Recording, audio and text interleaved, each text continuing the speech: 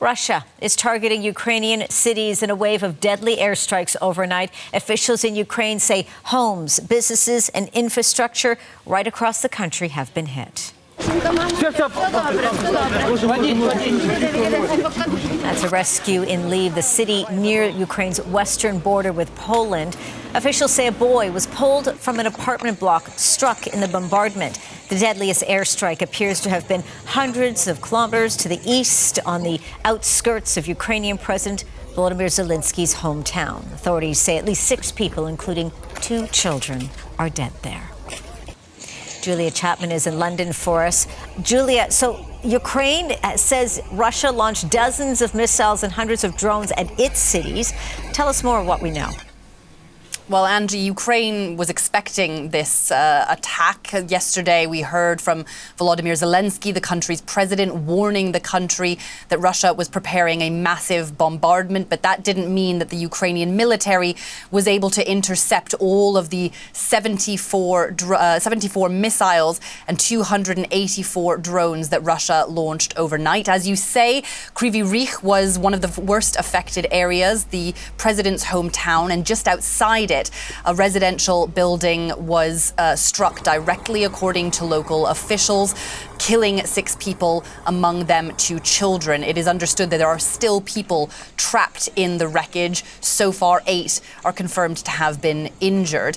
Kyiv also came under attack. There, it was non-residential buildings that were struck, according to the city's mayor. 1 person was killed when a garage caught fire in the capital. Poltava also reported 1 fatality as well. But as you mentioned, cities across the country were targeted, including Lviv, as far west as that. We did see those really striking images of a boy being pulled from the rubble of a residential building, which was attacked while he and other residents slept. 20 people were injured in that attack. Homes, kindergartens, and schools were damaged in Lviv, according to the city's mayor. Now, of course, Ukraine was also hitting back against Russia. It says that it hit 4 Russian tankers in the Black Sea and in the as well as hitting 2 factories for the e-commerce company Wildberries inside Russia.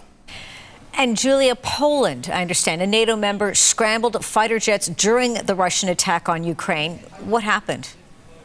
Yeah, that's right. The Polish Prime Minister, Donald Tusk, says that a missile did land in Polish territory in an uninhabited area. He says it is likely Russian, but it hasn't been confirmed yet. And this really does highlight the issue of air defenses, because Ukraine has been unable to intercept all of the missiles that have been launched its way. And of course, it appears that this one strayed into neighboring Poland.